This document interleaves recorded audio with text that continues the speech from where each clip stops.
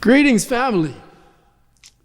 Welcome to the 101st anniversary of the Pettiford Weaver Reunion.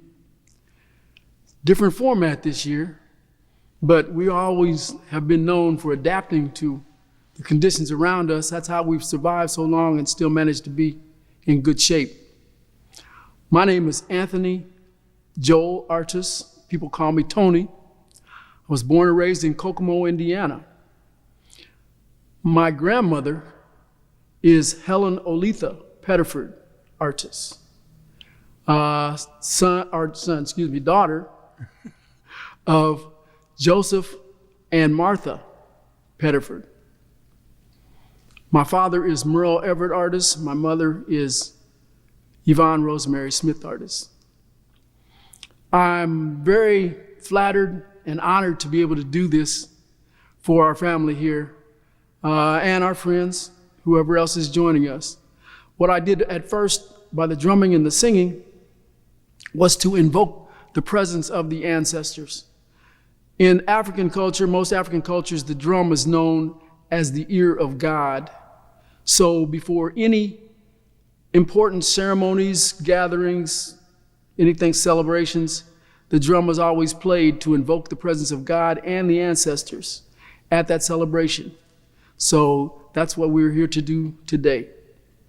The drum that I played for you is called an Ashiko drum, A-S-H-I-K-O. And the Ashiko drum comes to us from Africa. However, this drum was made right here in Indianapolis because I'm also an African drum maker, and I made this drum. This is the first drum I made in 1999. Now, the importance of honoring the ancestors is an ancient tradition.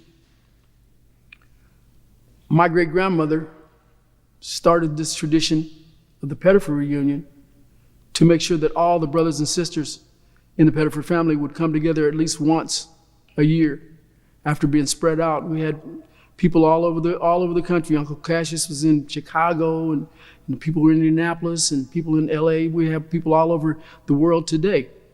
But we all come together for the great homecoming every year. And again, that's what this is. It's a little different, but it's still being. So the song that I was singing was to an African deity known as Elegua. Elegua is the keeper of the door between the spiritual and the physical. He's the one that's always called upon to open that door so that the ancestors can be present at anything we do. Now, the next thing I want to do is a ceremony called pouring libation. This is also a very ancient African tradition. It's still alive in our culture today, believe it or not, but you would not believe who is keeping that tradition alive. It's the brothers and sisters on the street. When you pour out a little bit of a fresh bottle of alcohol, pour a little bit for those who are not here, that's pouring libation. So we're going to use water today. I'm going to salute the six primary directions, and we will do that, and then I'm going to play a little more and explain the relevance and the importance of the ancestors. The importance of the libation ceremony has been a recognized ceremony for thousands of years.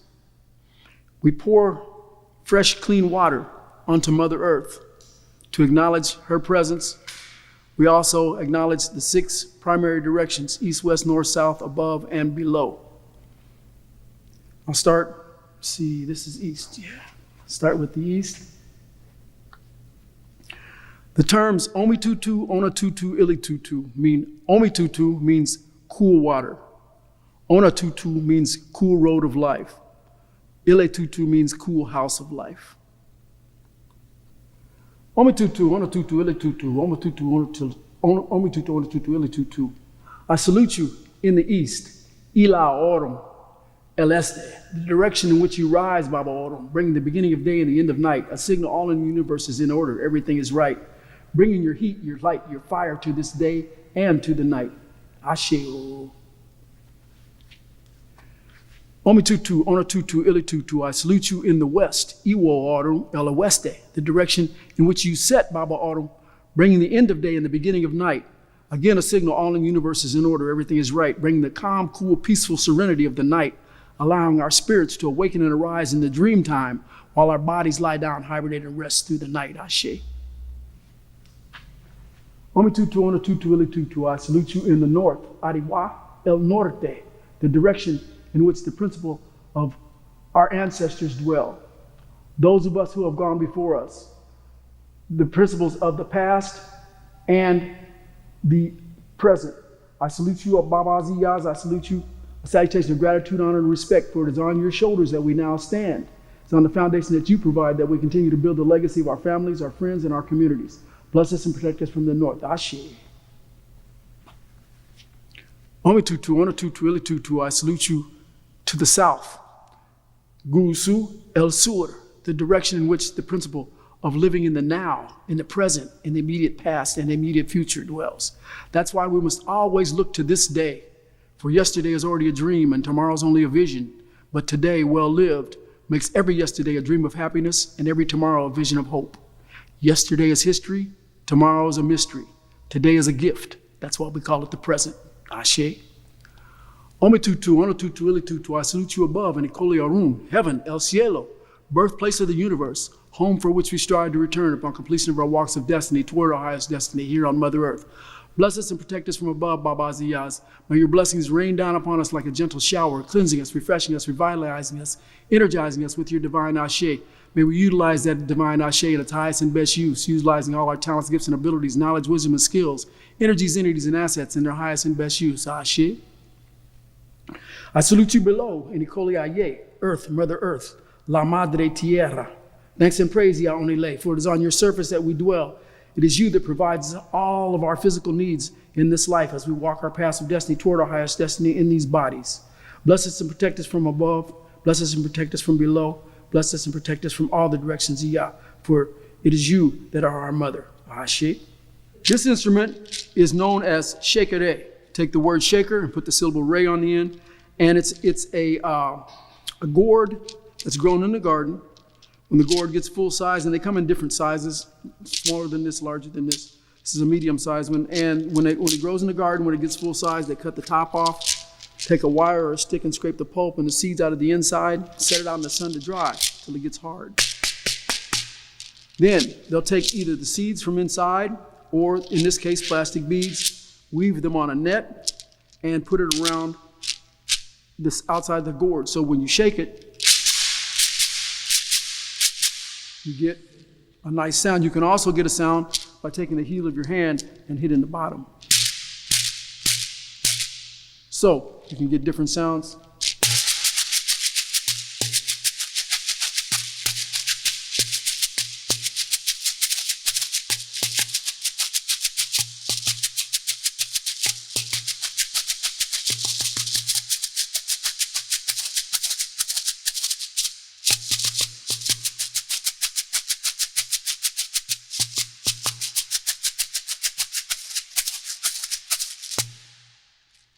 Now the gourd is also an instrument that is used in the ceremonies of the shekere.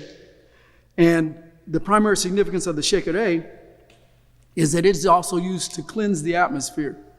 So the shekere would be played, and if we were at the space in a circle, I will go around the circle and make sure that everyone felt the vibrations of the shekere because it is a cleansing. It's like a sonic bath. that makes sure that only positive vibrations are brought to our gathering. Now, I'd like to talk to you about our current situation and how the past is always with us and how we have to call on the past in order to help us get through what we're going through. The ancestors in ancient Africa, the ancestors were revered and kept with us always. When they made their transition from the physical to the spiritual, they were not put in a graveyard. They were buried in the floor of the house that you lived in, so that the ancestors were always there to be with you no matter what. Today, unfortunately, we treat our elders and our young people, well, we actually mistreat them, especially our elders. The elders and the young people, instead of growing up in the home among the loving family, they are warehoused in daycare centers and nursing homes because our society has changed. I can remember, now I'm 69, I was born in 1951. I can remember always, my grandparents always being around. We always had a chance to go and visit each other, visiting all your cousins and everything, especially in Kokomo. It was very, very, very blessed existence. But we've lost that a lot of times, and now we're going through an even greater crisis with the fact that we can't even get together to break bread together or do anything together because of the virus that's going around. But I am a believer that everything happens for a reason. So I think that one of the reasons for this epidemic, and everybody has to do this for themselves first. You can't help anybody unless you help yourself first. So that's why we always come together every year. Now, helping yourself first, like if you've ever flown on a commercial airline, you know, when you're sitting and everybody's first got on and the stewardess is giving the directions, she always tells you when the oxygen masks come down, if they come down, put yours on first, because you can't help anybody if you can't breathe either. So that's my advice to that. We need to focus on ourselves, focus on, there's one thing that I don't think we all get a chance to focus on. That is, what is it in your life that you like to do, that you would do even if you weren't getting paid for it in any form or fashion, mental, physical, spiritual, emotional payment. You just love to do it, and you do it regardless of what else is going on. How many people have time to sit and actually think about that dream? And then after you have visualized the dream, how can you figure out a way how to live that dream? Because a dream is merely that until you act on it. That's true of any thought or anything you have. It's merely that until you act on it. So we have to become, we always have been people of action, but we have to make sure that we keep up that level of action. That's why I'm so grateful to the younger generation in the Pettiford Weaver family that has taken over and making sure that that tradition keeps on. So one of the ways, like I said, is just to spend as much time as you can with yourself.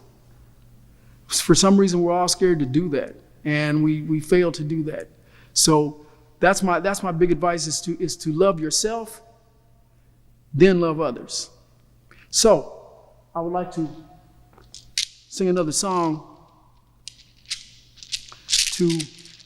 This is one of the ancestors. His name is Oduduwa.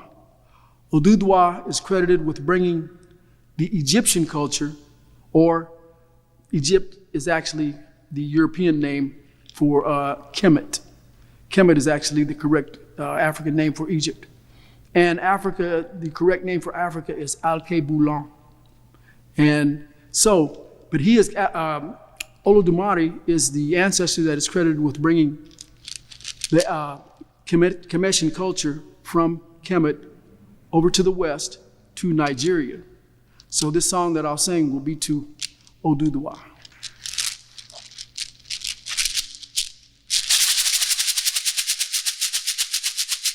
Baba re mu Oduduwa, ero marele agolona. Are mu Oduduwa, ero marele.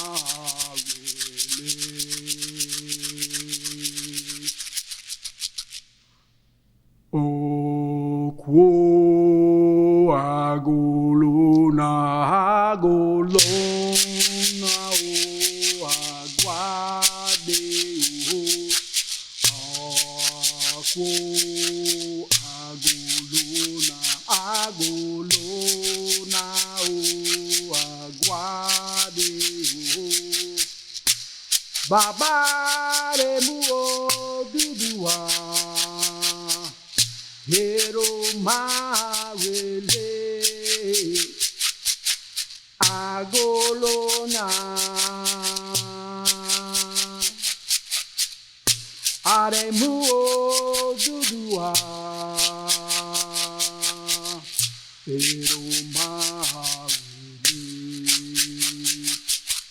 Oh, agolona, agolona, oh, aguare, oh,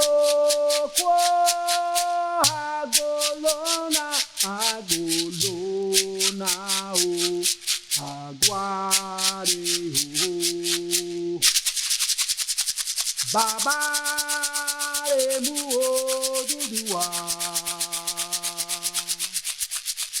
Yero marele agolona aremu dudua Yero marele.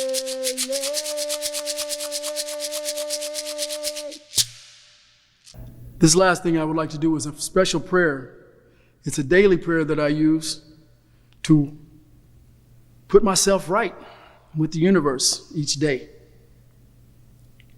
The name for God in the Yoruba Nigerian culture is Olodumare. Olodumare, please surround us today with a higher consciousness and let the spirit of Iwakbele, good character, descend upon us. We ask for grace during this special time in which peace will descend upon our hearts, and Olodumare's power will be stronger in us than it has ever been. We ask for a miracle for ourselves and those we love and anyone we are worried about. Let us send out the energy from our hearts and souls to encompass all of our loved ones. All of the people who have gone before us, the ancestors, the Egun, we ask them to attend to us, give us grace and hope, and walk with their hand in ours. Whether it is loneliness, depression, sickness, worry over a son or daughter, mother or father, or any relative or friend, let us lift up our worries and give them to Olodumare, our Egun, and the Orisha, the angels. We ask that there be peace in the world, that there will be a conscious effort not to destroy and pillage, and that there will be no more prejudice. We ask that the fighting stop, the homeless find homes, and that the love energy of the ancestors, Olodumare, and the Orisha visit every man, woman, and child today. We ask that we as a group can be as powerful as we wish to be and as strong as we know we can be. Send out our light to the world, not to convert people from their present belief system, but to be the silent comforter so that someone standing on a lonely street corner will get a burst of our love energy. We ask that our lives from this point on be easier, that our strength increases, and that our finances and health improve. We ask this not only for ourselves, but for the whole world. We ask that we all be protected from hurt, harm, and danger, and for a healing for everyone in our circle. We also ask for a world healing. We ask this in the name of God, Olodumare, the ancestors, the great and beautiful mothers, and the Orisha, the angels. Iboru, Boye, Boshishe, Ashe, Ashe. Thank you. Hi, my name is Norma Scott Johnson, and I want to welcome you to the 101st Pettiford Weaver Family Reunion. I am the daughter of Ervinia Miller Scott and the granddaughter of Orinda Pettiford Miller, the great-granddaughter of Joseph and Martha Weaver Pettiford, and a proud descendant of Edmund and Sarah Carter Pettiford. I'm going to give you a little background information on how and why we are here today to celebrate the Pettiford Weaver family. I will start by telling you that Joseph was the fifth child of Tamar and John Milton Pettiford. He married Martha Ellen Weaver on February the 8th, 1880. One of the traits of this daughter of Henry and Sarah Burden Weaver that Joseph found most attractive was her sense of family. Their compatibility on this point was evidenced with the birth of 19 children, 17 of whom lived to adulthood. Of course, at this time, farm families tended to run large. Yet with the increasing attraction of city life, Joseph and Martha found their home empty as their offspring pursued new opportunities in places like Indianapolis and Chicago. My grandmother, Orinda Pettiford Miller, moved to Indianapolis in 1910 and raised her family in the city south side of Indianapolis. Not only did Martha and her children show some concern that the grandchildren whom she saw far too infrequently would never know each other or their family history, she discussed her concerns with Joseph, and they decided to have one day a year when all of their children would come home on the third Sunday in August. And so on a Sunday in August 1919, at the date for this family gathering, they began the journey for 100 consecutive years of celebrating family. Of course, people coming home to visit have old friends to see, and for Pettifords and Burdens, friends and cousins are often the same, because many of these families came from the same area of North Carolina and Virginia. They often married into each other's families. The tradition of meeting on the third Sunday in August persisted even after the deaths of Martha and Joseph, and clearly their sense of family has been transmitted to the children and their children's children. For 100 years, the Pettifords have come from as far away as California and Alaska to be with the family on the third Sunday in August. Given the obvious importance of family inculcated by Martha and Joseph, it was not surprising that last year, as we celebrated the 100th anniversary of the Pettiford Weaver family, that we had people come from everywhere, and we were recognized by the governor of the state of Indiana. I would like to thank everyone who showed their support last year. And as we journey into a new realm of celebrating family by doing this virtually as a result of the health crisis that we're facing, I would like to say thank you to all of the young people who helped make this possible. Now I'm going to spend a little time talking about my interest in the family history. I began to show interest in the family history as a little girl. At about 12 or 13, I started asking questions of my mother about why certain cousins were cousins. And my mother knew how to relay that information to me. And she would say, well, cousin so-and-so is such and such's cousin and daughter and granddaughter. And so by 1980, I had connected with enough family members to begin to think about putting together a book that would make sure that the information that my mother had given me would not be lost once she was gone and once I was gone. And so that is how I began to put together the Pettiford Family book. This book traces the descendants of Edmund and Sarah Carter Pettiford from North Carolina to Indiana and to places beyond. And doing this research, I have found Pettifords all over the world. And so, but this book only addresses the connection between Edmund Pettiford and all of the Pettifords in Indiana. But I have been told that this book has helped other branches of the Pettiford family connect with their ancestors. So I would encourage everybody to take a good look at your family tree and ask, how did I get here? Who is my relative? And always, always make sure that you talk to the older people, the elders.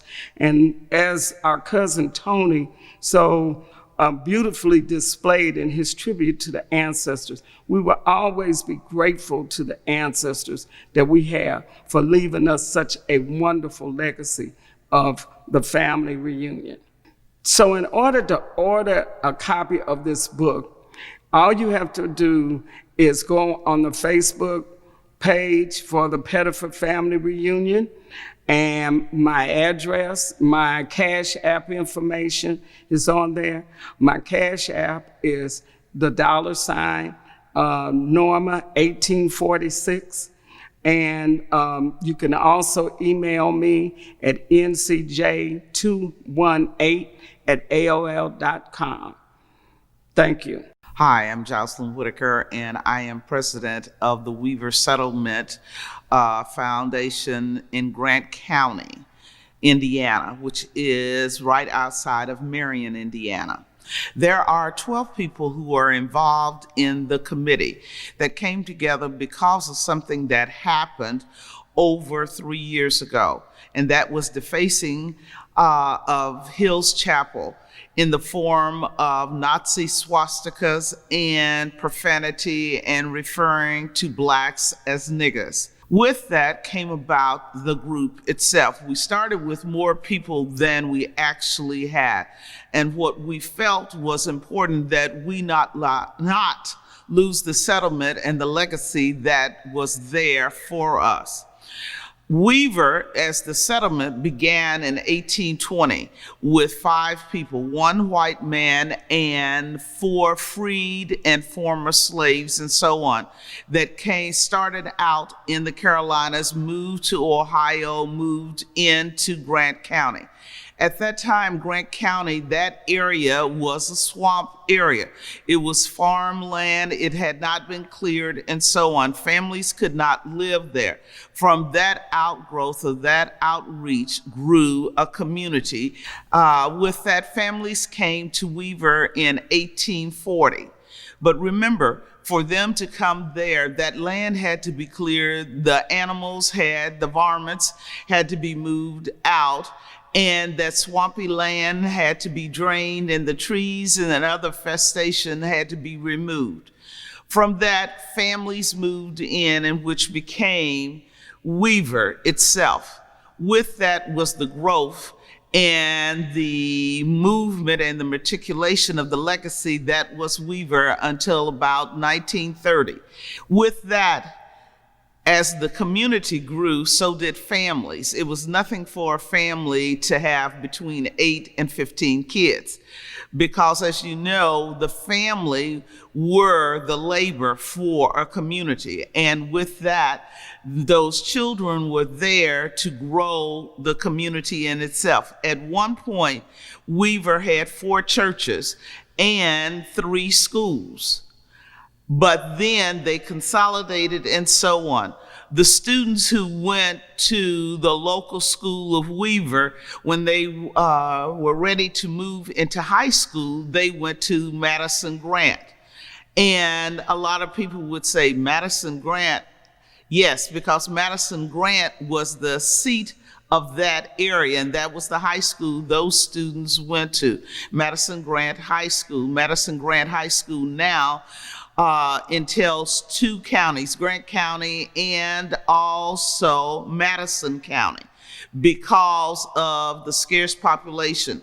And both counties had large families because the families were the agriculture. The business was to grow the farming community, and we were self-sufficient. Weaver had its own people who were blacksmiths. There was a horse track at one point. There were churches there and so on. There was what we would say an old folks home or senior center, where families, when veterans came home or someone did not marry, they went into the old folks home. With that, those families were able to live out their lives there. There was a cemetery there also. There was a campground and so on, our park area that is still in existence. There is Hills Chapel, which was founded by Bishop Paul Quinn. And he was a minister. Back in those days, ministers traveled back and forth between communities. And he started Hills Chapel, which is a member of the AME Church, and so on. So everything that you would need in a community was there, and it was self-sufficient. As if you were to go into the community now, you have no people who are actually living in the community. There are members of the original families who still own property there, and that property is farmed out and farmed by the farmers who are in close proximity. If you would go into the cemetery today, you would find 11 members of Weaver who served either in the different wars that occurred there, or they are buried out at the VA cemetery. Some people choose to have family members buried at the VA cemetery, and some choose to have them at Weaver.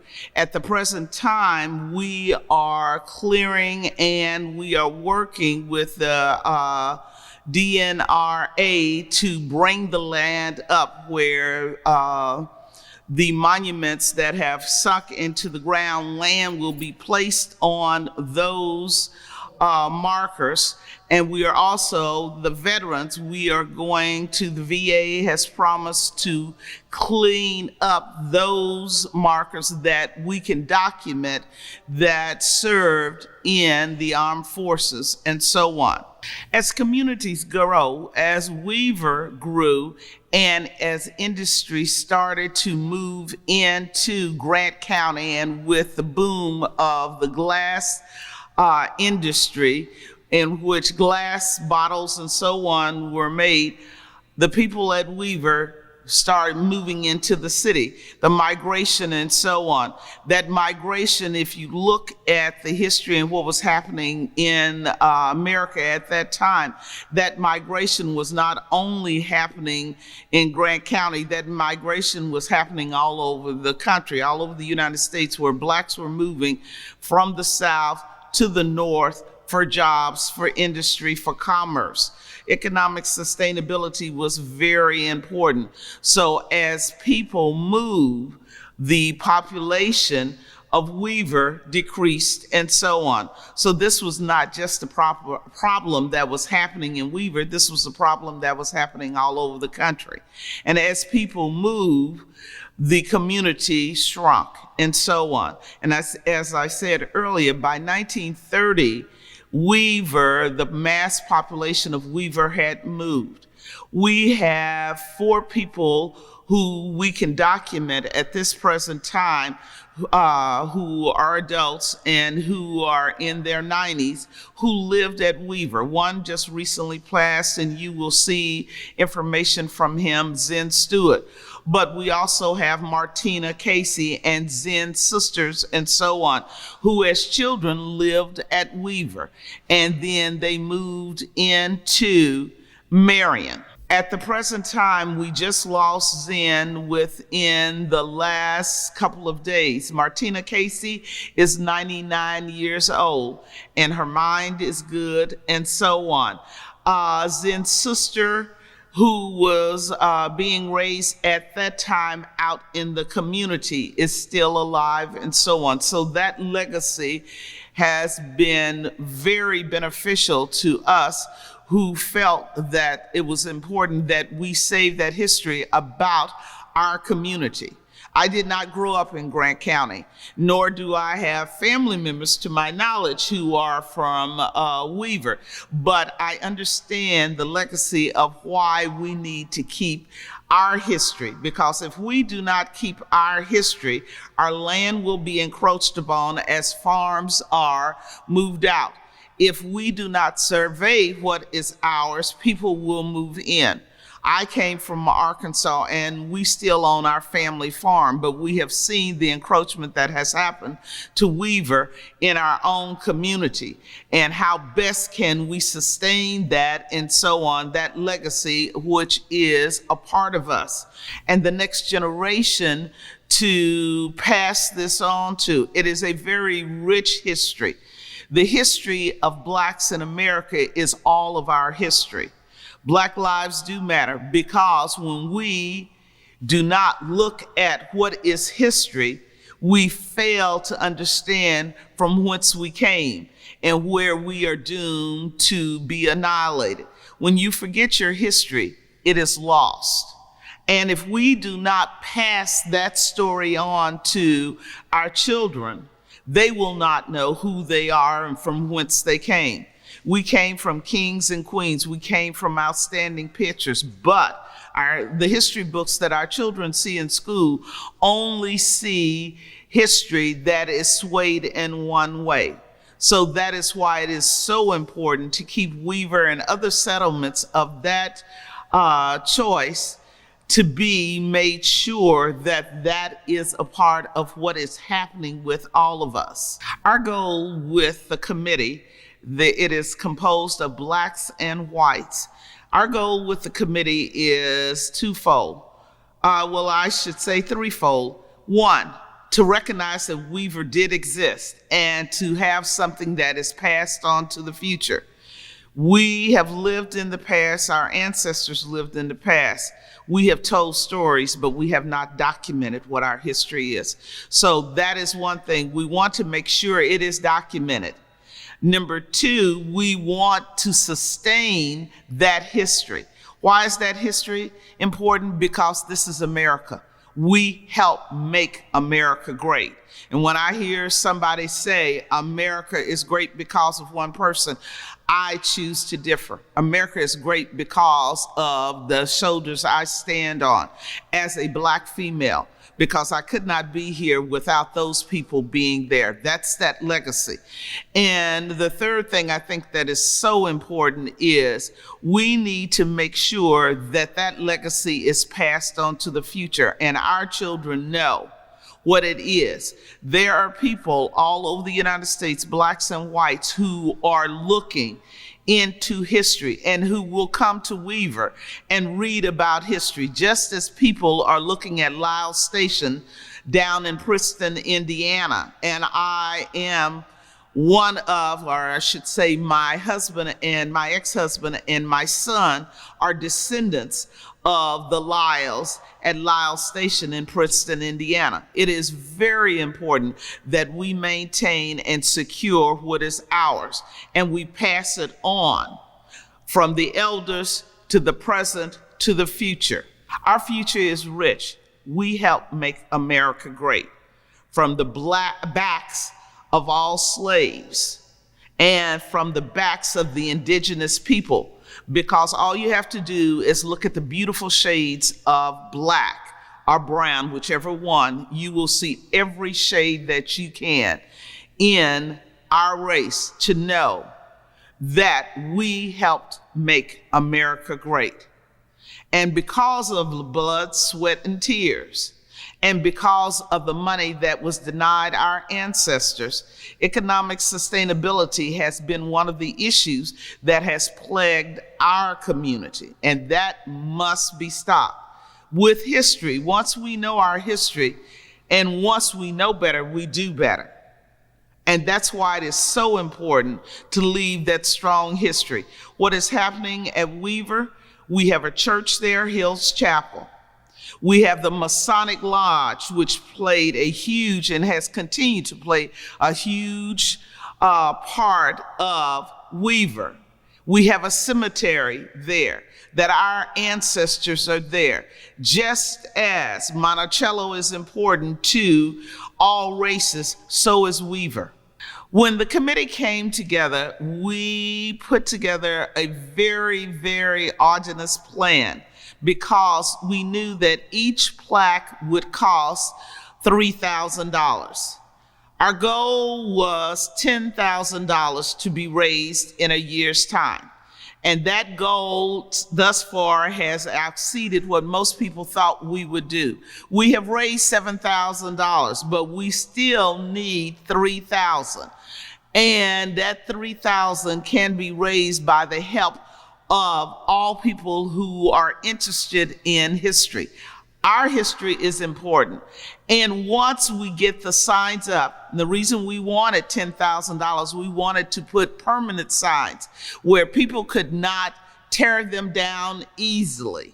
We have written grants. We have put items in the Marion Public Library, plus also the Indiana Historic Library. We have some information here at the Indianapolis Library and so on about Black settlements.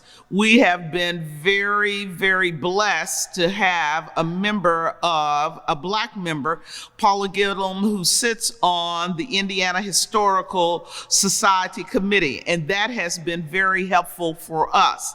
And she is willing to help and give her services to others, because if we don't document our history, nobody else will. It is left up to us to do that. It is very important that we do that. If you would like to make a contribution to the Weaver settlement, it can be done several ways. There are members on the committee. One is Norma Johnson, who is a part of the Pettiford family. You can reach out to the Weaver settlement, and that is Post Office Box 3276, Marion, Indiana, with the zip code being 46953. You can go on our Facebook page and also make donations. We have cash apps there, or you can send the check. We do want to sustain this legacy, and with your help, we can do that. We cannot do that without the help of all citizens. And remember, it's not about color. It's about sustaining the history, the rich history in Grant County that is there. And we must not ever let our history be destroyed or taken from us because we don't take the time to either pay the taxes or we are feuding with each other about something. We need to look beyond who we are and save our history, because every day a piece of property is being lost. When we let a family home, farm, or so on go out of our family, we have lost an ancestor. As simple as that. That's why Weaver is so important, and that's why we need your help. If you haven't made a contribution, please reach out. As I said, our Facebook, our post office box, or a committee member. We need you to finish the race out.